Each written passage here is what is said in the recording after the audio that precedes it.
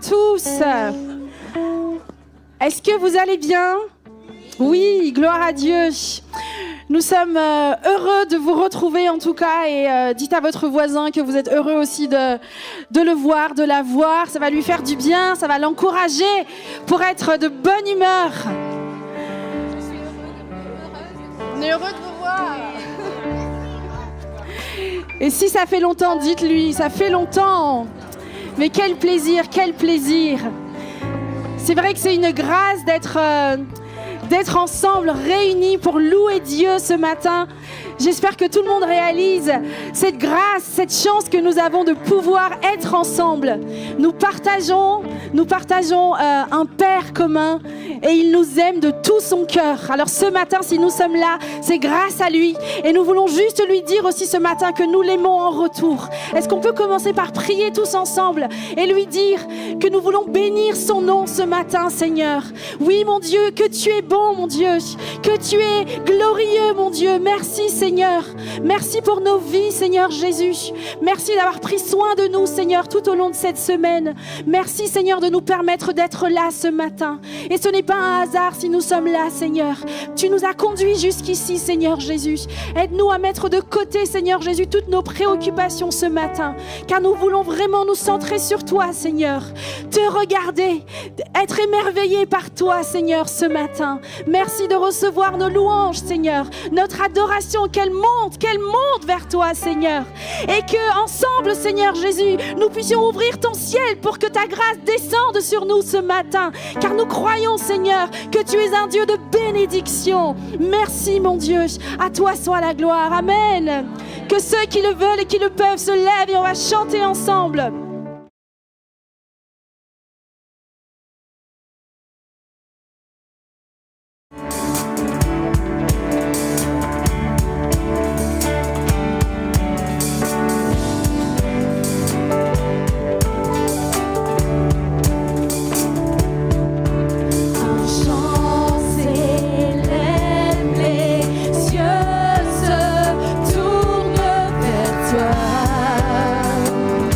So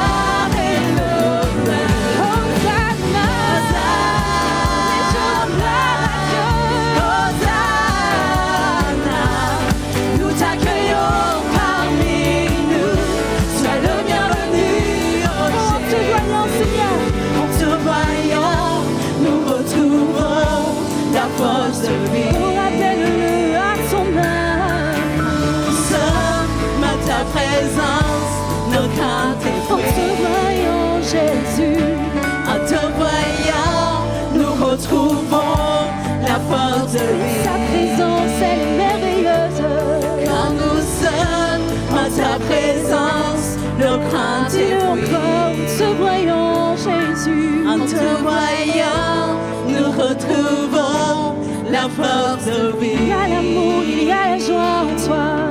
Quand nous sommes en ta présence, nos craintes fuient, elles s'enfuient.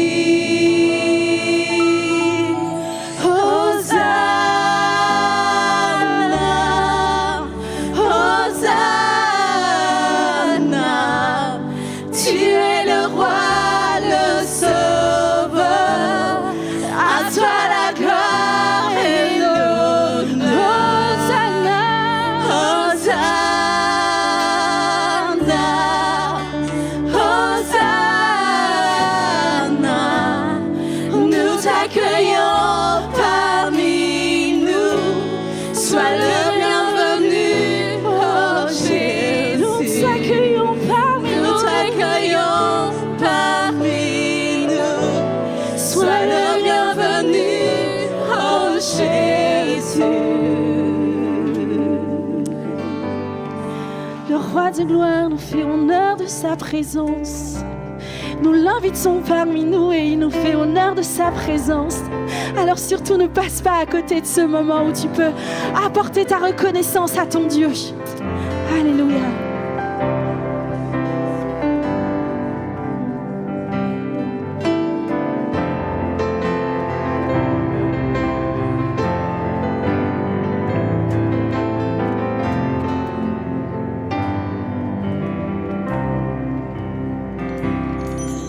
Voici l'aurore, l'aube d'un nouveau jour. Pour toi un chant doit s'élever devant ce qui m'attend et ce qui pourrait arriver. Qu'à la fin du jour je te chante encore. Oh, bénis Dieu, oh mon âme, oh mon âme, rends gloire à son saint nom. Oh, chante comme jamais, oh mon âme, rends gloire à son saint nom.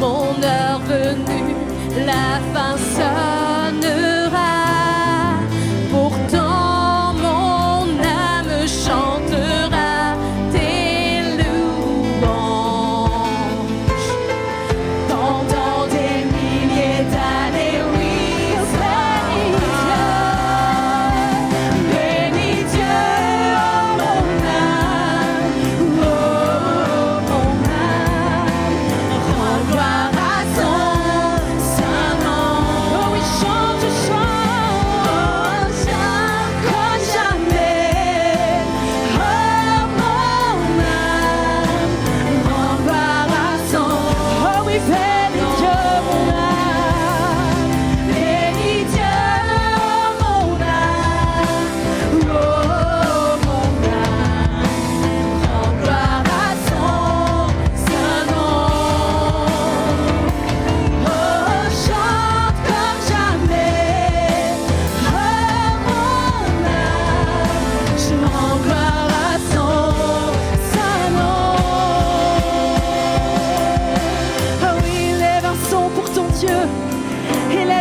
qui bénit le nom de l'Éternel. En tout temps, je le bénirai. Peu importe mes circonstances, je le bénirai. Bénis Dieu, mon âme. Oh, mon âme. Rends gloire à son nom. Oh, chante comme jamais. Oh, mon âme. Rends gloire à son nom. Rends gloire à son nom. Rends gloire à son nom. Rends gloire à son merveilleux nom. Rends gloire à son nom. Alléluia.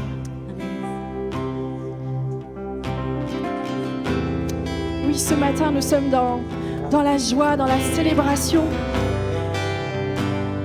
Mais je sais que ce matin, il y en a aussi qui sont dans la lutte. Il y en a pour qui peut-être le cœur est lourd. Les pensées ne sont pas encore vidées. Mais j'aimerais vraiment t'encourager ce matin. La bonté de Dieu ne dépend pas de ce que nous ressentons ce matin. La bonté de Dieu ne dépend pas de nos circonstances ce matin.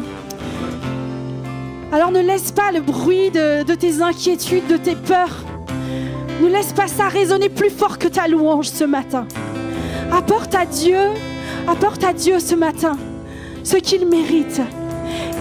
Et ce qu'il mérite, notre Dieu, c'est notre louange. Toute la gloire lui revient. Alors vraiment, fais résonner le nom de Jésus-Christ, notre Sauveur. Plus fort encore, plus fort que toutes ces inquiétudes. Et peut-être que ça ne va pas changer tout de suite ta situation, mais je sais parce que j'en suis témoin que ça change mon attitude, que ça change ma façon de voir les choses, que ça change la joie que je peux exprimer, la paix que je peux ressentir.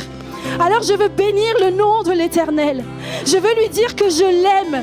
Je veux lui dire qu'il est tout puissant. Je veux lui dire qu'il est au-dessus de tout. Et je le remercie pour ça. Je le remercie pour ça. Alors je vous invite à chanter ce chant, gratitude.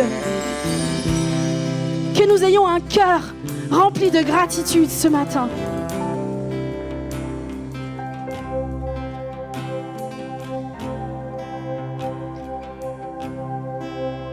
Comment exprimer toute ma gratitude? Je n'ai pas les mots et rien de nouveau. Je pourrais chanter des milliers de fois le chant terminé. Tu seras toujours là. Alors j'élève mes mains pour t'adorer encore et encore. Oui, tout ce que j'ai, c'est un Alléluia.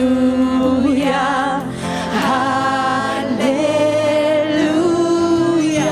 Je n'ai rien trouvé qui soit digne de ta majesté. Si ce n'est mon cœur qui chante Alléluia,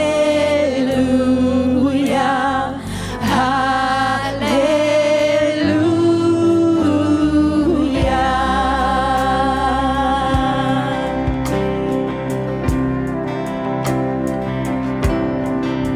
Je n'ai qu'une réponse, qu'une seule volonté. Les bras vers le ciel,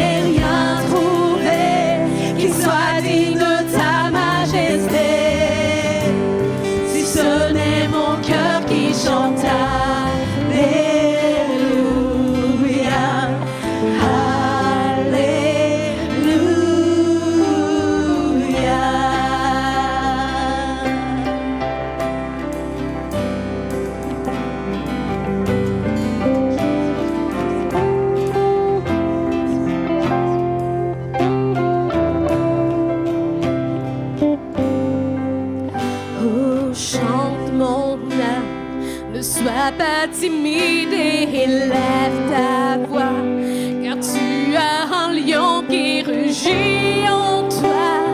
Alléluia le Seigneur. Oh, chante mon âme, ne sois pas timide et élève ta voix, car tu as un lion qui rugit en toi.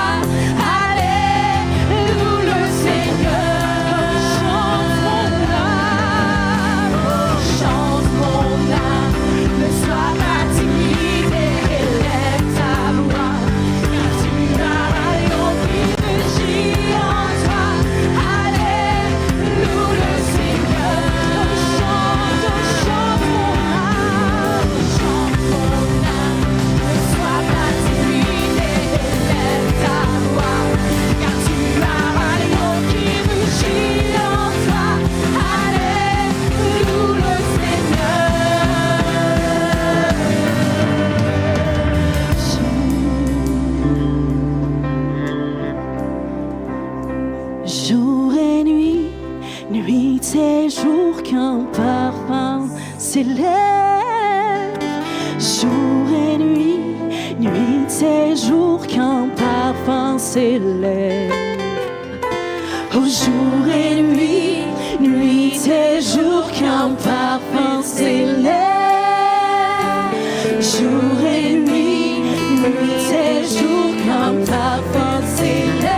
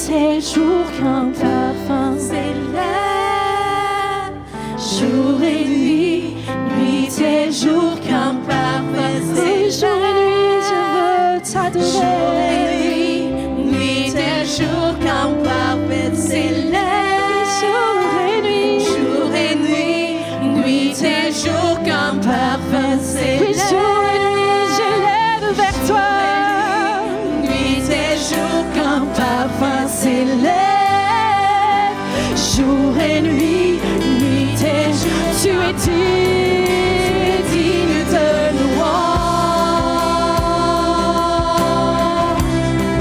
Tu es digne de louange. De toi sont toutes choses, pour toi sont toutes, de toi sont toutes choses, de toi sont toutes. Oh oui, tu es l'alpha, l'oméga, le créateur de toutes choses, Seigneur. Tu mérites la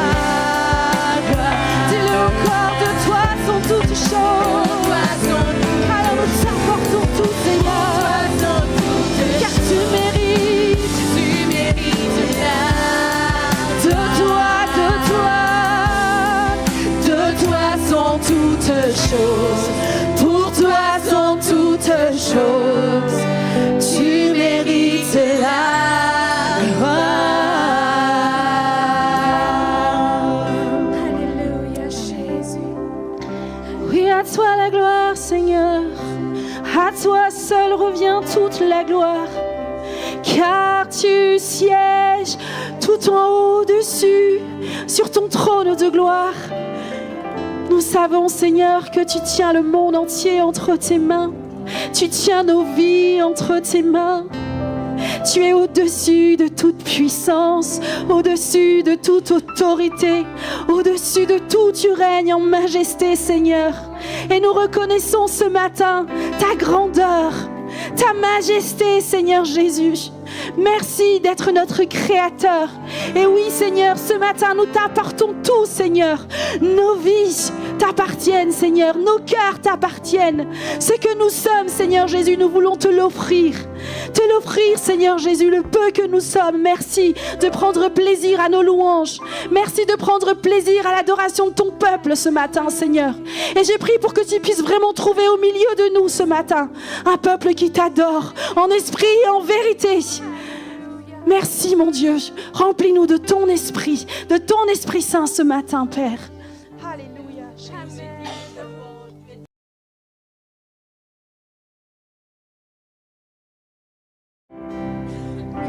Toutes les générations devant lui prosterner entendent ensemble un cantique à l'agneau.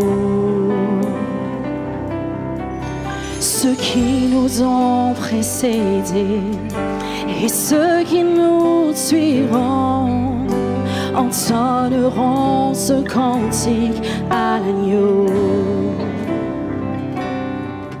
Ton nom est le plus grand, ton nom est tout puissant, ton nom est au-dessus de tout. Puissance, autorité, royaume et dignité, ton nom est au-dessus de tout. Les anges acclament. Tu es saint, l'univers proclame. Oh, tu es saint, tu es glorifié. Dieu très saint, à jamais tu es saint.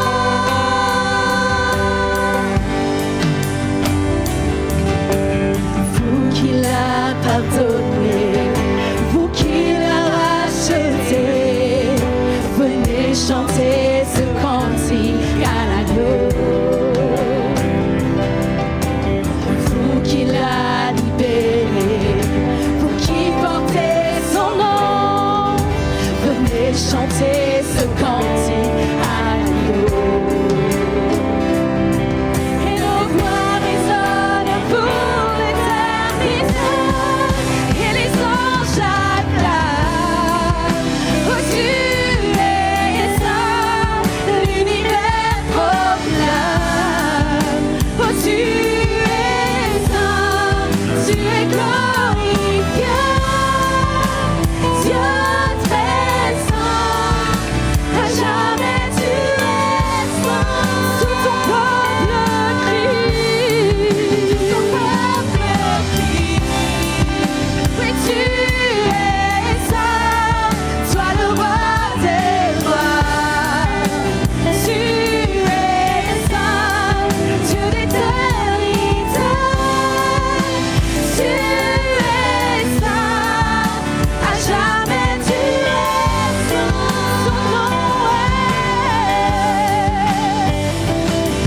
Ton nom est le plus grand, ton nom est tout puissant, ton nom est au-dessus de tout. Puissance, autorité, royaume et dignité, ton nom est au-dessus. Oui, ton nom Jésus, ton nom est le plus grand, ton nom est tout puissant, ton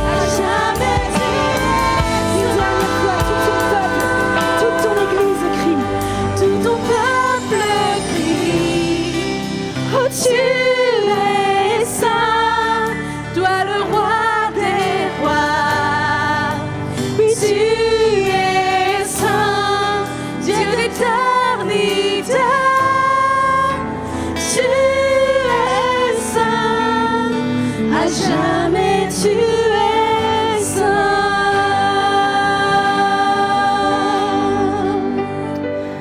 Alléluia.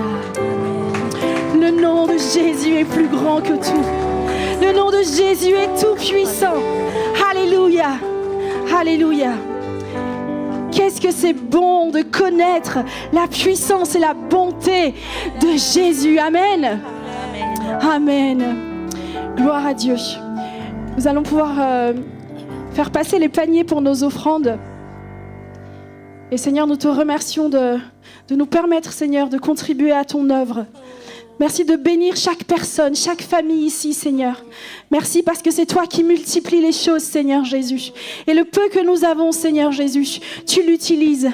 Tu l'utilises, Seigneur Jésus, pour faire grandir ton œuvre, pour que beaucoup puissent venir à toi, entendre parler de ce merveilleux nom que Jésus. Alors merci, mon Dieu. Amen.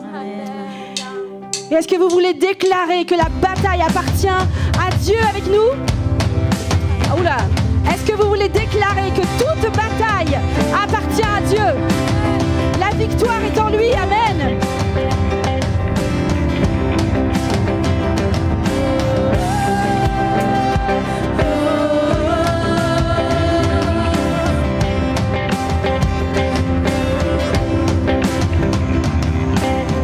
Quand je ne vois que le combat, tu vois ma victoire. Quand je suis face à la montagne, tu la vois déplacer. Amen. Et quand je marche dans les ténèbres, je sens ton amour. Je n'ai rien à craindre, car tu es avec moi. Allez, tous ensemble. Quand je combats à genoux, les mains levées vers toi. Oh Dieu, la bataille t'appartient, et toute crainte je mets à tes pieds. La nuit je dirai, oh Dieu, la bataille. On peut redire ça quand je combats. Quand je combats à genoux, mes mains levées vers toi. Oh Dieu, la bataille t'appartient, et toute crainte je mets à tes pieds. La nuit je dirai, oh Dieu, la bataille t'appartient.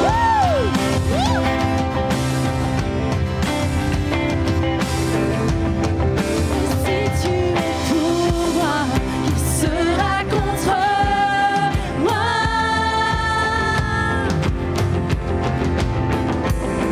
Car Jésus, il n'y a rien d'impossible pour toi.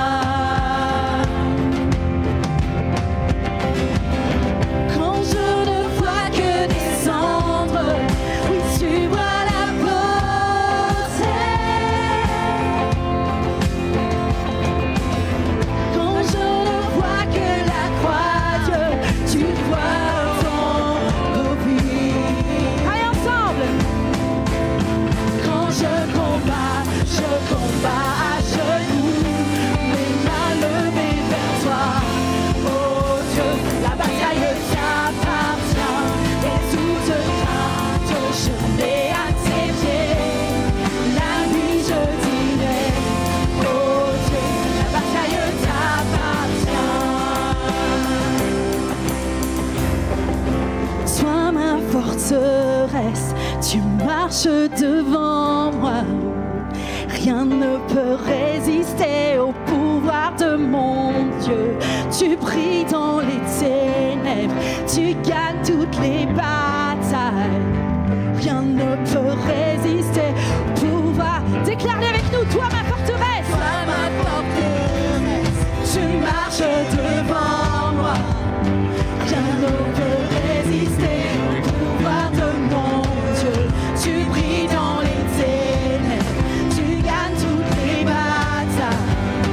Rien ne peut résister. Ah oui, dis-le encore, toi ma forteresse.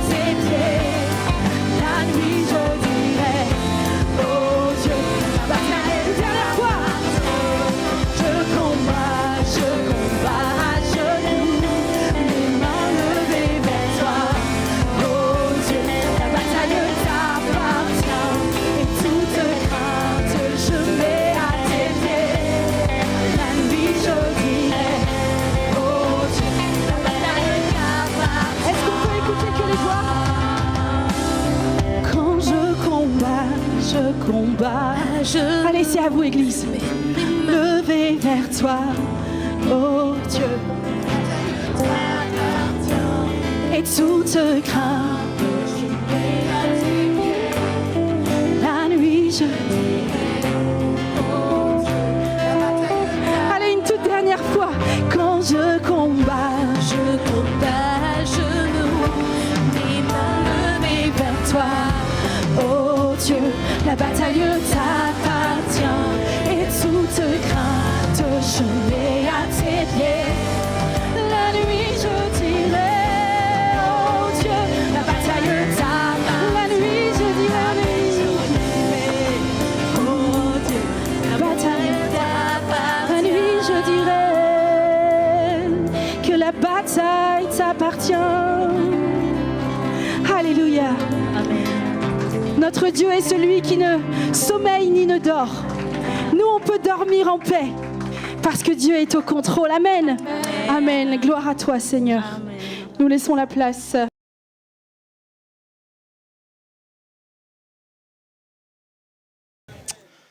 Amen, voilà. Je ne sais pas vous, mais j'ai remarqué une chose, c'est que depuis que je suis devenu chrétien, il y a des mots que j'utilise que je n'utilisais pas avant d'être converti. Par exemple, gloire à l'agneau de Dieu sacrifié pour nos péchés. Si vous êtes là pour la première fois, rassurez-vous, on est bien dans une église, pas dans une boucherie ou quoi. L'agneau de Dieu, pour nous chrétiens, représente le Fils de Dieu, Jésus-Christ, qui a donné sa vie pour nous, pour que nous soyons réconciliés avec Dieu le Père et que nous ayons le pardon de nos péchés et la vie éternelle. Si je vous dis ça, c'est parce qu'en fait, au travail, j'ai eu plusieurs moments où j'ai dû raconter ce que je faisais le week-end. Ça vous parle, ça ? Hein, le lundi matin, vous arrivez, puis vos collègues vous demandent « Alors, qu'est-ce que tu as fait ce week-end » Alors, selon plus ou moins si on se positionne pour les choses de Dieu, normalement, un enfant de Dieu, quelqu'un qui vient à l'église, il va dire « Moi, j'étais à l'église avec mes frères et sœurs. » Et en fait, j'ai remarqué qu'on utilise ce mot « frères et sœurs », mais est-ce qu'on vit vraiment la dimension de la famille dans l'église ? Et vous savez qu'à un moment donné, Jésus, il va se retrouver dans une maison et il va être entouré d'une foule importante. Cette foule, en fait, était là pour l'écouter. Et la Bible nous dit qu'à un moment donné, sa mère et ses frères vont arriver, vont vouloir le voir. Sauf que y a tellement de monde qu'ils n'arrivaient pas à rentrer dans cette maison. Donc, il y a un disciple qui va venir voir Jésus, il va dire « Hé, Jésus, il y a ta maman et il y a tes frères qui sont dehors. » Est-ce que vous voyez de quel passage je parle ? Comment ? Oui, et il y a aussi Matthieu 12. Donc, mais effectivement. Et voici ce que Jésus répond. « Qui est ma mère et qui sont mes frères ?» Puis il désigna la main de sa main de ses disciples et dit « Voyez, ma mère et mes frères sont ici, car celui qui fait la volonté de mon Père, qui est dans les cieux, est mon frère, ma sœur ou ma mère. » Waouh ! Là, dans le contexte, à ce moment-là, c'est une punchline, comme on dit aujourd'hui. Jésus, il est en train de dire, mais c'est qui ma mère ? C'est qui mes frères ? Et Jésus, on sait que dans son ministère, il a eu des paroles percutantes. Mais parce que derrière, il y a toujours eu un enseignement. Une réalité spirituelle qu'on doit saisir. Par exemple, Jésus a dit « Suis-moi et laisse les morts enterrer leurs morts. Aimez vos ennemis et priez pour ceux qui vous persécutent. Si quelqu'un te gifle sur la joue droite, tends-lui la joue gauche. Si ta main droite te pousse à mal agir, coupe-la et jette-la loin de toi. » Jésus, à ce moment-là, dans cette maison, donne une parole qui percute, mais qui pose question aussi. Parce qu'il s'agit quand même de sa maman, de sa mère, celle qui l'a porté, qui l'a mis au monde, qui lui a donné son biberon, qui a changé certainement ses linges, tout ça. Il s'agit ici de ses frères avec qui il a grandi, partagé des choses. Ce n'est pas de n'importe quelle personne il s'agit ici, vous comprenez ? Qui est ma mère et qui sont mes frères ? Et on sait que c'est encore plus choquant lorsque, on sait que dans la culture juive, dans le judaïsme, les liens familiaux sont extrêmement importants. Et on le voit encore dans l'actualité avec ce qui se passe entre Israël et Palestine, et notamment ces corps qui sont ramenés sur la terre d'Israël. Mais ici, dans ce contexte, Jésus ne remet pas en question la cellule familiale. Il ne rejette pas du tout sa mère ni ses frères. Et bien sûr que Jésus aime profondément sa mère, aime profondément ses frères. D'ailleurs, dans les Écritures, on lit que c'est ses frères plutôt qui le rejetaient à un moment donné, parce qu'ils ne croyaient pas du tout en lui. Mais si Jésus parle de cette manière, c'est pour rappeler une dimension du royaume de Dieu. Les liens du sang d'une famille, si importants dans ce contexte, si importants aux yeux des Juifs, ne sont pas un moyen légitime ou valable pour rentrer dans le royaume de Dieu. Et lorsqu'on parcourt le Nouveau Testament, on s'aperçoit que l'Église qu'il y a plusieurs métaphores qui sont attachées à l'Église. L'Église va être comparée comme la colonne et l'appui de la vérité. L'Église va être aussi comparée au troupeau dont Jésus est le berger. L'Église va être aussi comparée au corps de Christ, à l'épouse et à la fiancée de Christ. L'Église va être aussi comparée à cet édifice composé de pierres vivantes. Mais l'une des images fortes que l'on retrouve dans le Nouveau Testament au sujet de l'Église, c'est celle de la famille. Et la question qu'on peut se poser ce matin, c'est l'Église, est-ce que c'est une vie de famille ? Comme je disais en introduction, on utilise ces termes de frères et sœurs. Et moi, je me pose des questions par rapport à ça. Est-ce que lorsque je regarde les membres de mon assemblée, de mon Église, est-ce que je les vois vraiment comme mon frère, comme ma sœur ? Est-ce que l'Église que je fréquente vit-elle comme une famille ? Est-ce que je vis comme un membre d'une famille dans mon Église ? Et il me semble important que l'on se pose ces questions si nous voulons accomplir le but de Dieu pour l'Église. Et vous le savez, la famille parfaite n'existe pas, l'Église parfaite aussi n'existe pas. Et si vous pensez qu'une Église parfaite existe, retenez que lorsque vous mettrez les pieds dans cette Église, paf, elle devient imparfaite. Parce que, on est tous des imparfaits. Et tant qu'on sera sur terre, ça sera comme ça. On ne peut rien y faire. Dans une famille spirituelle ou une famille plus humaine, il existe plusieurs défis à relever. Parce que nous sommes tous différents dans une famille, parce que nous avons des affinités différentes.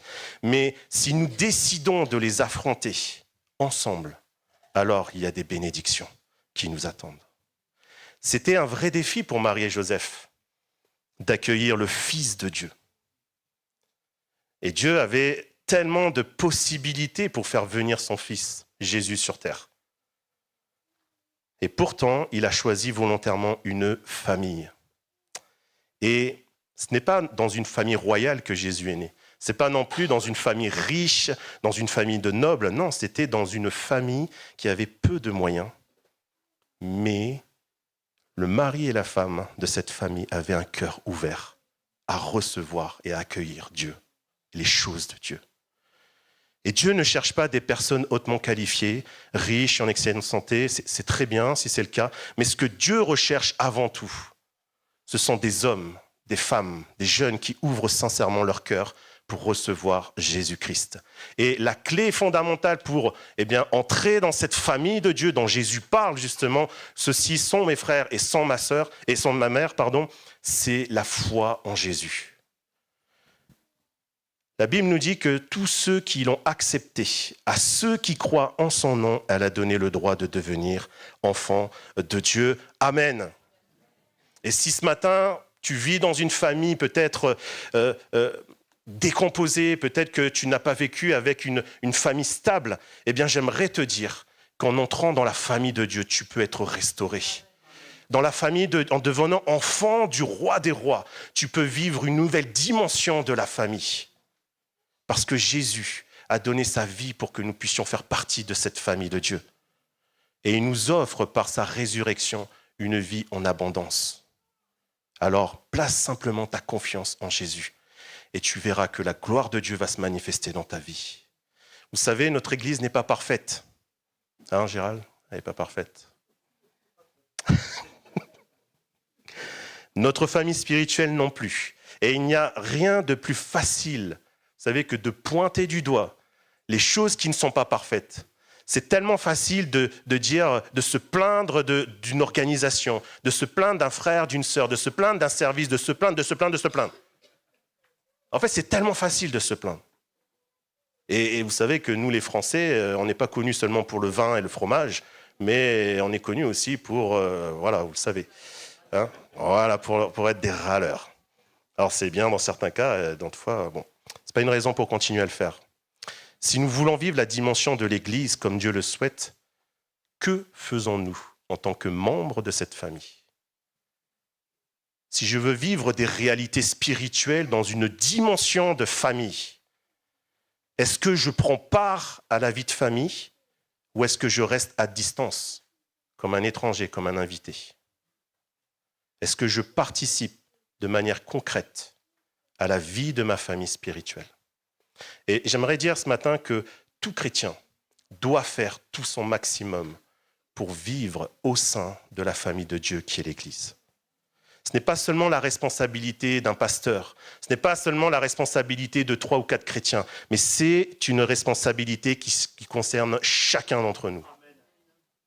Vous savez que dans une famille normale, dans une famille équilibrée, chaque membre, chaque personne joue un rôle bien précis, avec un cadre et un champ d'action. Et lorsque toutes ces règles sont respectées dans un environnement sain, alors la famille est stable et elle est porteuse de bénédiction. Qui est ma mère ? Qui sont mes frères ? À cette question, Jésus répondra que ce sont ceux qui font la volonté de mon Père. Ce sont ceux qui sont prêts à suivre Jésus en toutes circonstances. Ce sont ceux et celles qui sont prêts à lui obéir, non pas seulement à écouter la parole de Dieu, mais à la mettre en pratique. Tout chrétien devrait faire tout son maximum pour vivre au sein d'une famille, de la famille de Dieu dans l'Église, pour 3 raisons. Et c'est ce que j'aimerais développer ce matin avec vous. 3 raisons qui doivent animer notre cœur, de faire ce qu'il faut pour vivre au sein de la famille de Dieu. La première raison que j'ai notée, c'est pour grandir ensemble. Vous savez, il n'y a rien de plus triste, et c'est mon avis, de grandir tout seul. Par contre, c'est différent lorsqu'on choisit de grandir ensemble. Et nous sommes appelés à grandir dans la foi ensemble. Comme un nourrisson qui grandit au fur et à mesure des années, nous devons aspirer, nous aussi, à grandir, à développer notre foi, à accroître notre connaissance et nos expériences dans les choses de Dieu ensemble. Ce n'est pas dans le processus de Dieu que nous restions à l'étape de notre conversion. Et si c'est le cas, il faut se remettre en question. Pierre dira, mais grandissez dans la grâce et dans la connaissance de notre Seigneur et Sauveur Jésus-Christ. À lui soit la gloire maintenant et pour l'éternité. Amen. En tant que membre de la famille de Dieu, membre de la famille du roi des rois, membre de celui qui donne la vie et non la mort, nous sommes appelés à grandir ensemble. Et bien sûr que ce qui est important aussi, c'est notre relation personnelle avec Dieu. Mais je pense qu'elle ne peut pas être séparée de notre relation avec la famille de Dieu. Vous savez, le signe de la croix, c'est Dieu qui vient vers nous, cette relation entre nous, et ce côté-là, horizontal, c'est notre relation avec chacun des croyants dans la famille de Dieu. Et l'Église se trouve être l'endroit particulièrement adapté pour notre croissance. Parce qu'on peut méditer la parole de Dieu ensemble. Et je crois, encore une fois, ce n'est que mon humble avis, mais je crois qu'une famille ne peut pas grandir si elle ne mange pas. Oui ou non ? Elle aura beau passer du temps ensemble, passer des week-ends à Central Park, partir faire les 4 coins du monde, faire un tas d'activités, mais si la famille ne mange pas, elle meurt. Vivre d'amour et d'eau fraîche, vous connaissez cette expression ? Mais qui a dit ça ? Non mais, vivre d'amour et d'eau fraîche. Personne ne fait ça, de vivre d'amour et d'eau fraîche. C'est juste au moment où tu vas rencontrer ta future épouse. Là, il y a dans ton cœur des petits papillotements dans ton cœur. Ça prend la place de la nourriture, mais au bout de quelques jours, tu as faim. Au bout de quelques jours, tu as envie de manger, tu as envie de te faire un kebab ou je ne sais pas.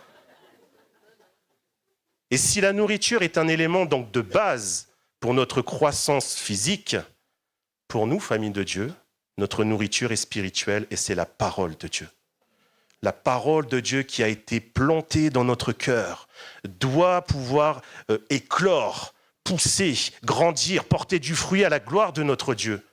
Notre cœur doit donc être dégagé de toute mauvaise herbe, toute mauvaise chose, du péché, des mauvaises pensées, pour favoriser le développement de la parole de Dieu en nous. Et Dieu nous a laissé le Saint-Esprit, qui est là pour nous convaincre de péché, de jugement. Et lorsque je marche dans ma vie, lorsque je m'aperçois que c'est pas bon, le Saint-Esprit vient de me le rappeler. À moi d'obéir, à moi d'en prendre conscience. Dans Actes chapitre 2 au verset 42, il nous est dit « Régulièrement et fidèlement, les croyants écoutent l'enseignement des apôtres. Ils vivent comme des frères et des sœurs, ils partagent le pain et ils prient ensemble. » La parole de Dieu nourrit notre âme et notre connaissance de qui est Dieu. Elle vient nous interpeller, elle vient nous édifier en nous reprenant. Elle vient aussi poser des fondements, des bases solides pour notre croissance spirituelle. Paul s'adressera à Timothée qu'il considérait comme son fils spirituel en ces termes. Depuis ton enfance, tu connais les saintes écritures qui peuvent te rendre sage en vue du salut par la foi en Jésus-Christ. Toute l'écriture est inspirée de Dieu et utile pour renseigner, pour convaincre, pour corriger, pour instruire dans la justice, afin que l'homme de Dieu soit formé et équipé pour toute œuvre bonne. Amen. La raison principale de nos rassemblements, c'est la proclamation de la parole de Dieu. On peut se retrouver ici à partager de super bons moments, de super divertissements, d'agape, de toutes sortes de choses, de réunions, de divertissements, mais ce qui nous réunit avant tout, c'est la parole de Dieu. Dieu parle au travers de la Bible. C'est pour ça qu'on l'appelle la parole de Dieu. Et plus nous la méditons, plus nous l'écoutons, plus nous la pratiquerons, et ça c'est peut-être un peu plus dur, eh bien plus nous grandissons. Elle doit être notre nourriture de base. Pierre dira comme des bébés qui viennent de naître, désirez le lait de la parole de Dieu. C'est un lait sans mélange. Alors en le buvant, vous grandirez et vous serez sauvés. Amen. Dans une famille, on ne mange pas forcément tous de la même façon, de la même chose. Un bébé ne va pas manger ce qu'un adulte mange. Pareil, un adolescent, il y a une différence. Eh bien, l'Église est là aussi pour répondre aux besoins de ses membres. Par la prédication, comme ce matin, ce qu'on est en train de vivre, l'étude biblique le mardi soir, un message d'évangélisation le jeudi soir, l'école du dimanche pour les enfants. Et au-delà de la parole de Dieu, finalement, eh bien, on peut aussi grandir ensemble avec d'autres choses, notamment l'adoration. En adorant Dieu ensemble. Jésus dira « Dieu est esprit et il faut que ceux qui l'adorent en esprit et en vérité. » Et ce matin, on a passé un bon moment dans la louange pour adorer le Seigneur. Que ça soit en musique, par la prédication ou même par le service, quand nous adorons Dieu en Église, cela nous unit les uns les autres. Et dans le psaume 150, j'aime ce verset 6. Alors, je lis juste les deux premiers, mais ce que j'aimerais retenir, c'est le verset 6. Les deux premiers versets nous disent « Louez l'Éternel, louez Dieu dans son sanctuaire, louez-le dans l'étendue céleste où éclate sa puissance, louez-le pour son extraordinaire façon d'agir, louez-le pour l'immensité de sa grandeur. » Que tout ce qui respire loue l'Éternel, louez l'Éternel, alléluia. Dans une famille, on va partager aussi des moments de réjouissance. Vous savez, on aime rigoler. Je ne sais pas si vous vivez ça dans vos familles, mais nous, quand on vit ça, des barres de rire. Pour pas grand-chose, des fois. C'est un sujet qu'on met sur la table, et là, on se met à rigoler. Voilà. Mais c'est tellement bon parce que ça renforce nos liens d'entre nous. Et c'est pareil dans l'Église. Lorsque nous venons et que nous focalisons nos regards sur la personne de Dieu, que nous aspirons à l'adorer tous ensemble et que je vois mon frère, ma sœur à côté, on est en train de louer le Seigneur. Mais qu'est-ce que c'est bon! Et ça doit justement nous lier encore plus ensemble, de vouloir avancer davantage. Nous pouvons aussi adorer Dieu en Église, même dans l'épreuve. Comme Paul et Silas, dans Actes 16 au verset 25. Vers le milieu de la nuit, Paul et Silas prier et chanter les louanges de Dieu et les prisonniers les écouter. Qui croit que c'était vraiment le bon moment pour le faire? Non. Et j'aimerais vous encourager que peu importe ce que nous vivons dans nos quotidiens, lorsque nous nous rencontrons, venons avec un cœur ouvert. Laissons de côté, ça ne veut pas dire qu'il faut les ignorer, mais laissons peut-être les choses qui nous pèsent sur le cœur juste de côté, mais focalisons nos regards sur la personne de Dieu et entrons dans une adoration en esprit et en vérité. Tout chrétien doit considérer l'Église comme une famille, deuxièmement, pour s'encourager dans les difficultés. J'ai posé la question à mes enfants pour savoir ce qu'ils pensaient d'une famille. C'est intéressant, faites-le si vous ne l'avez pas fait. Mais soyez prêts aux réponses. Moi, j'ai eu plusieurs réponses. J'ai eu, c'est là où il y a de l'amour, papa. OK. Oui, c'est là aussi où il y a des disputes. Ah, OK. Oui, c'est là où on doit partager. Ah oui. C'est difficile de partager la nourriture chez nous, c'est un concept. Bon, vous voyez comment je suis fait, alors... Mais j'ai eu aussi une autre réponse qui est intéressante d'un de nos enfants qui nous a dit « mais c'est là où on s'encourage ». Et la réalité, c'est que dans une famille, lorsqu'il y a des difficultés qui touchent un membre de notre famille, c'est tous les membres qui sont concernés. Et on doit pouvoir compter l'un sur l'autre pour s'encourager. Dans l'Église qui représente la famille de Dieu, c'est pareil.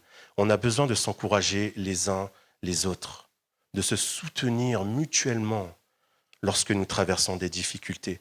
Et à titre personnel, je bénis le Seigneur parce que nous en avons passé des moments difficiles avec Marie-Valérie. Et dans ces moments, on a pu compter sur le soutien de l'Église, sur le soutien de frères et sœurs, soit par des actes, soit par la prière. Et qu'est-ce que c'est bon! On se sent porté, on se sent encouragé. Les épreuves de la vie n'épargnent pas les chrétiens. Et il est important, dans l'épreuve, d'être entouré de frères et de sœurs en Christ qui nous soutiennent par des actes. Faire un repas, par exemple, faire le ménage, peut-être, ou une aide ponctuelle, mais surtout par la prière. Dans les actes, on nous raconte l'histoire de Pierre. Avant son exécution, il est enfermé en prison. Et Acte 12, verset 5, nous dit ceci, que vers le milieu de la nuit... Non, pardon. Je ne l'ai pas mis, je crois. Si? Ah oui. Mais je me suis trompé de... Excusez-moi. Je n'ai pas mis le bon texte. C'était Acte 12, 5. Mais en fait, le passage nous dit, je vais vous le lire. Pierre était donc gardé dans la prison et l'Église adressait d'ardentes prières à Dieu pour lui. Les chrétiens étaient unis, animés d'une détermination forte dans la prière pour que Dieu intervienne en faveur de Pierre. C'était la veille de son exécution. Jacques, son collaborateur, était déjà décédé. Et là, c'était la veille de son exécution. Mais l'Église était unie dans la prière. Et c'est ce que la famille de Dieu fait lorsque l'un de ses membres traverse une épreuve difficile. Nous intercédons pour notre frère, pour nos sœurs, pour les familles, pour ceux qui ont besoin que Dieu intervienne dans leur vie. Paul écrira aussi aux Thessaloniciens, « Ainsi, encouragez-vous et fortifiez-vous dans la foi les uns les autres comme vous le faites déjà. » Nous sommes donc en tant que membres de la famille de Dieu appelés à nous encourager les uns les autres en nous fortifiant dans la foi. Et les épreuves peuvent être tellement dures que notre foi peut être affaiblie, déstabilisée. Mais lorsque l'on vient à l'Église, qu'on prenne aussi le soin peut-être de partager, pas forcément de rentrer dans tous les détails de A à Z, bref, non, mais simplement de dire, écoute mon frère, écoute ma sœur, là ça va pas. Là c'est difficile, là je passe un moment compliqué et vraiment, si je te le partage, c'est parce que j'ai besoin de soutien. Là, à ce moment-là, l'Église, la famille, par des prières, par des paroles d'encouragement, on peut être un vrai soutien pour notre frère ou notre sœur. On peut ressentir l'amour de Dieu qui déborde dans cette communion fraternelle. Paul dira aux Galates, « Aidez-vous les uns les autres à porter vos fardeaux. Vous obéirez ainsi à la loi du Christ. » Donc je ne me contente pas simplement de savoir ce que la Bible dit, mais je la mets en pratique. Enfin, je crois que le Saint-Esprit est la personne par excellence qui peut consoler un cœur. Mais les paroles d'une sœur, la prière d'un frère, l'encouragement d'un ancien, d'un pasteur rend d'une manière vivante et concrète ce que la parole de Dieu nous enseigne. Enfin, dernier aspect, tout chrétien doit considérer l'Église comme une famille pour servir ensemble. On doit réaliser qu'en tant que membre de la famille de Dieu, nous ne sommes pas seulement des spectateurs de ce qui se vit à l'Église, mais aussi des acteurs. Nous sommes appelés à contribuer et non seulement à recevoir. Dans une famille, vous savez que tout le monde doit apprendre à servir. Les parents servent leurs enfants, leur donnent à manger, etc., pour qu'ils puissent grandir. Mais en retour, les parents aussi apprennent aux enfants à réaliser certaines tâches dans la maison. Ça parle à certains enfants ou jeunes. On a eu la réunion de jeunesse hier soir. Faire le balai, passer le balai, faire la vaisselle, sortir les poubelles, faire sa chambre, monter un mur en placo. Ça dépend des familles. Il y en a qui sont bien bricoleurs, donc de la peinture. Dans l'Église, il me semble que c'est la même chose. Nous sommes tous appelés à servir. Et vous pouvez servir à l'Église. Vous pouvez servir dans la famille de Dieu en fonction des besoins. Et si vous avez vraiment à cœur de servir Dieu, bien n'hésitez pas à en parler et à demander et aller voir le pasteur pour cela. Paul dira dans 1 Corinthiens, chapitre 15, au verset 58, « Ainsi, mes chers frères et sœurs, montrez-vous fermes et inébranlables, soyez toujours plus actifs dans l'œuvre du Seigneur, puisque vous savez que la peine que vous vous donnez dans la communion avec le Seigneur n'est jamais perdue. » Il n'y a pas de petit service. Et je crois qu'un des plus beaux exemples d'un cœur de serviteur, c'est notre Seigneur Jésus. Il s'est dépouillé lui-même en prenant une condition de serviteur, en devenant semblable aux êtres humains. Il n'a pas hésité à laver les pieds de ses disciples, alors qu'entre nous, Jésus n'avait pas à le faire. Mais il l'a fait. Soyons actifs, main dans la main, dans l'œuvre de Dieu. Dieu fait sa part, Dieu prépare des œuvres, mais nous avons aussi, nous, cette responsabilité, ce devoir, de faire notre part, en étant acteurs dans la famille de Dieu. Dans une famille, chaque membre a une responsabilité bien définie. Le père en a une, la mère en a une, les enfants aussi en ont une. Les parents travaillent pour subvenir aux besoins de la famille. Les enfants, quand ils sont encore dans l'âge, vont à l'école pour apprendre. Ce n'est pas les parents qui vont à l'école pour apprendre, et ce n'est pas les enfants qui vont aller au travail pour amener l'argent à la maison. À la maison, ce sont les parents qui éduquent les enfants. Ce n'est pas le contraire.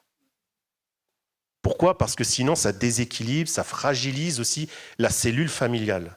Et Paul rappellera, « Enfants, obéissez à vos parents comme le Seigneur le veut. » Écoutez bien les enfants. « Enfants, obéissez à vos parents comme le Seigneur le veut. C'est votre devoir. » Respecte ton père et ta mère, voilà le premier commandement que Dieu a donné avec une promesse. Cette promesse, la voici, alors tu seras heureux et tu vivras longtemps sur la terre.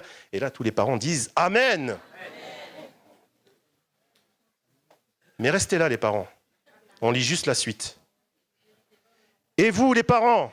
Et là, les enfants vont dire « Amen », normalement. « Et vous, les parents, ne poussez pas vos enfants à la révolte, mais pour les élever, corrigez-les et donnez-leur des conseils qui viennent du Seigneur. » Les enfants disent « Amen !» Dans la famille, les rôles doivent être bien définis et être appliqués dans l'amour de Dieu. Bien dans l'Église, c'est pareil. Chaque membre doit bien connaître son rôle et sa responsabilité en manifestant le caractère d'amour de notre Père Céleste. D'ailleurs, quand on lit dans le Nouveau Testament, on s'aperçoit qu'il y avait une organisation qui était présente. Dans Tite, chapitre 2, au verset 1 à 6, il nous est dit « Mais toi, dis ce qui est en accord avec l'enseignement juste. Demande aux hommes âgés d'être sobres, respectables, raisonnables, solides dans la foi, dans l'amour et la patience. De même, demande aux femmes âgées de mener une vie qui plaît à Dieu. Elles ne doivent pas dire du mal des autres. Elles ne doivent pas dire du mal des autres, ni être esclaves de la boisson, qu'elles enseignent ce qui est bien. Qu'elles apprennent donc aux jeunes femmes à aimer leurs maris et leurs enfants, à être des personnes raisonnables et pures. Elles doivent s'occuper de leur maison, être aimables, obéir à leur mari. Alors on ne pourra pas dire du mal de la parole de Dieu. Enfin, encourage aussi les jeunes gens à être raisonnables. Dans l'Église, au-delà des pasteurs, des responsables, certains membres sont appelés à être des pères et des mères spirituelles pour encourager les jeunes, grâce à leur expérience, grâce à ce qu'ils ont pu vivre, notamment dans les choses de Dieu. Et ils doivent être un exemple pour les plus jeunes. Ça m'a fait penser, à un moment je discutais avec un de mes enfants et j'ai eu cette remarque. Et il a osé me dire, papa, ton langage, il date un peu du Moyen-Âge. Alors, on n'est plus dans la même génération. Et je crois que nous avons tous notre place, peu importe notre génération. Que l'on soit un aîné, un jeune, un enfant, un ado, un adulte, nous avons tous notre place. Et moi, en tant que père de ma famille, je veux être de bons conseils pour mes garçons. Ma femme veut être de bons conseils pour nos filles. Et je me dis qu'en tant que père de famille, j'ai une certaine expérience de la vie. J'ai une certaine expérience des choses de Dieu par rapport à mes enfants. Et c'est donc de ma responsabilité que de les avertir, de les conseiller sur leurs choix, en les reprenant aussi lorsqu'ils prennent des mauvaises décisions ou lorsqu'ils ne sont pas sur la bonne voie. C'est mon rôle de les guider sur le bon chemin et en les reprenant quand c'est nécessaire. Mais je veux aussi être à l'écoute, à leur écoute, parce que j'ai conscience que mon vécu ne sera pas exactement ce qu'ils vont vivre, eux. Mon devoir est de les préparer à y faire face. Et ces échanges, lorsque on échange avec nos enfants, s'articulent évidemment dans un respect mutuel et une confiance saine. Et Paul rappellera à Timothée, ne parle pas durement à un homme âgé. Timothée est jeune. Ne parle pas durement à un homme âgé, mais donne-lui des conseils comme s'il était ton père. Conseille les jeunes gens comme des frères, les femmes âgées comme des mères. Conseille aussi les jeunes femmes comme des sœurs en toute pureté. En conclusion, comment considérons-nous notre frère ou notre sœur assis à nos côtés ? Comment est-ce que je réagis lorsque je sais ce que mon frère ou ma sœur vit ? Est-ce que je suis sensible, tout comme Jésus a été sensible aux besoins de personnes qu'il rencontrait ? Et même si ça peut être difficile, je suis conscient que ce n'est pas simple de se supporter les uns les autres.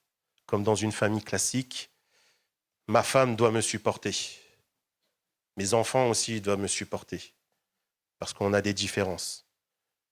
Mais on cherche un intérêt commun, à vivre ensemble dans l'amour et on se respecte. Je dois donc faire preuve d'amour moi-même dans la famille de Dieu, à l'égard de mes frères et de mes sœurs. Parce que notre Père à tous, c'est qui ? C'est Dieu. C'est l'amour parfait, manifesté en Jésus-Christ, qui s'est sacrifié sur la croix pour que nous puissions entrer dans cette famille spirituelle. Aimons notre frère, aimons notre sœur plus que nous-mêmes, pour grandir ensemble, pour s'encourager dans les difficultés et pour servir Dieu ensemble.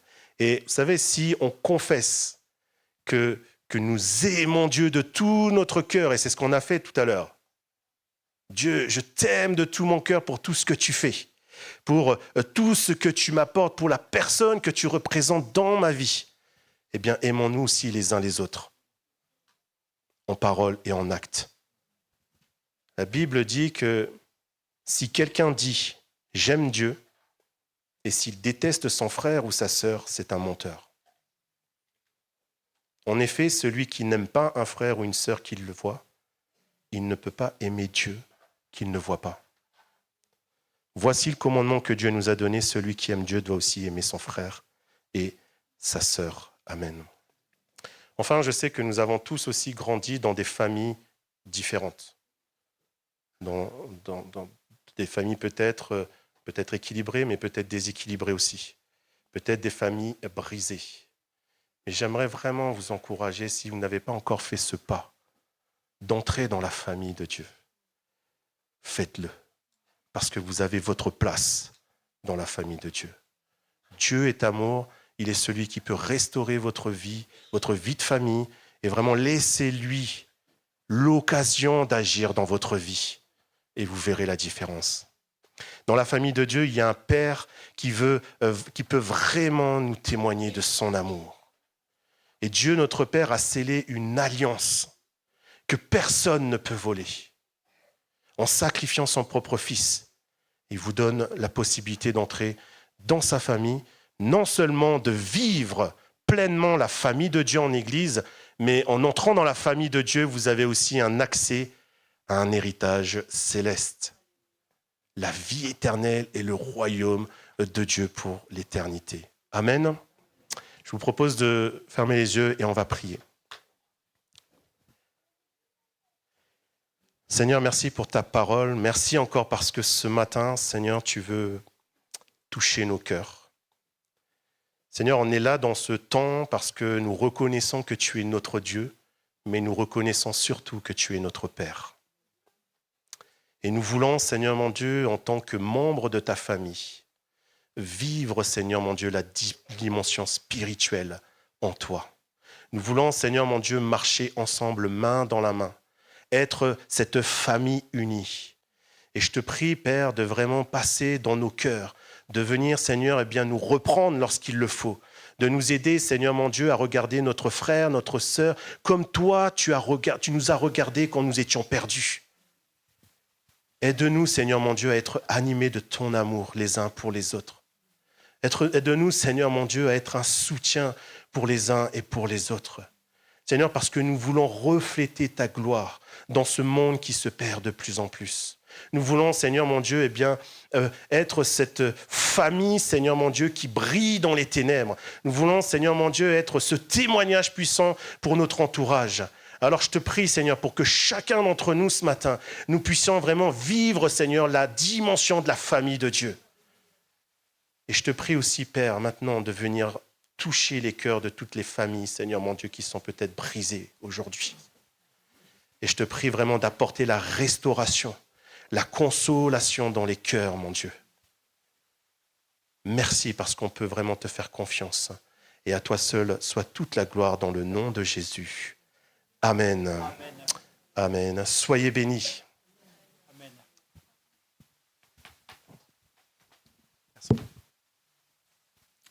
Voilà, merci Pacom pour cette prédication, ce message équilibré et sage. Parce que l'équilibre et la sagesse, ça va ensemble. Et j'ai beaucoup apprécié ce que tu nous as dit ce matin. On va voir, je vais te laisser la place dans quelques instants, Valérie, pour nous conduire dans le chant. Tu as encore des chants de prévus? Un seul? Bon. Alors, en attendant de chanter ce petit dernier chant, on va prier pour un enfant, la présentation d'un enfant. Donc, Yvette et Bélézer vont s'approcher, s'il vous plaît, et on va prier pour cette petite. Alors bon, ne me demandez pas son prénom, parce que moi, je suis pas du tout doué pour les prénoms.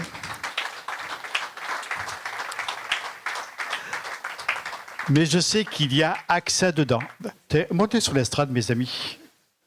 Waouh, qu'est-ce que tu es belle. Et toi, oh. Oh. Elle est trop mimi. Vas-y, montez. Tu viens, Hélène? Tu viens, Valérie? Nathalie? Qu'il est bon d'appartenir à une famille. Je remercie Dieu pour la famille que j'ai. Je vous remercie Dieu pour chacun de vous. Et je pense qu'on peut regarder son camarade et lui dire merci d'être là. Alors c'est vrai que si on n'était que deux, on louerait quand même Dieu, hein. Mais c'est bien de voir des chaises remplies, c'est bien d'avoir quelqu'un à côté, derrière, devant, et de l'entendre élever le nom de Jésus. Amen. Alors je vous propose de finir ces moments avec ce chant qui va proclamer la bonté de Dieu. Amen.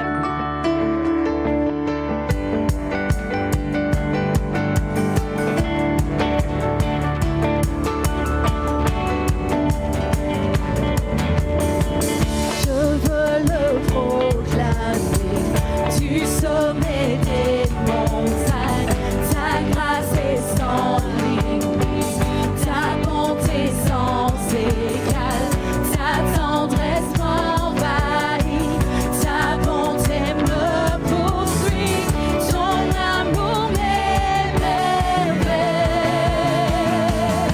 Et je chante car tu es bon, et je danse car tu es bon, et je crie de joie, tu es bon, alors chante, et je chante, car tu es bon, et je danse, car tu es bon, et je crie de joie, tu es bon pour moi. Est-ce qu'on peut taper des mains ensemble?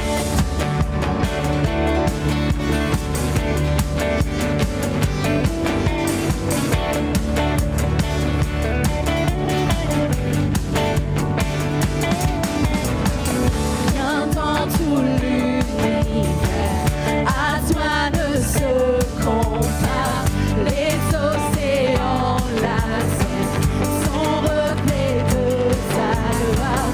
Dans mes plus sombres nuits, ta splendeur m'éblouit, ton amour m'émerveille.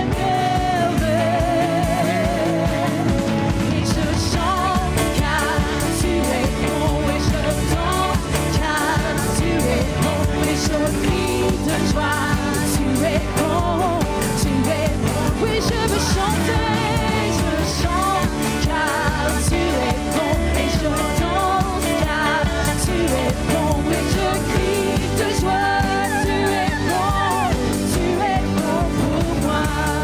Un cri sur mes lèvres, ma vie te célèbre. Oh, tu es bon,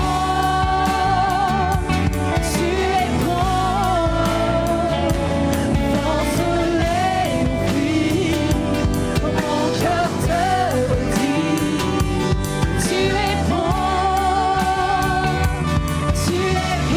un cri sur mes lèvres, oh, ma vie te célèbre. Tu es bon, mon soleil, mon cœur te redit, tu es bon,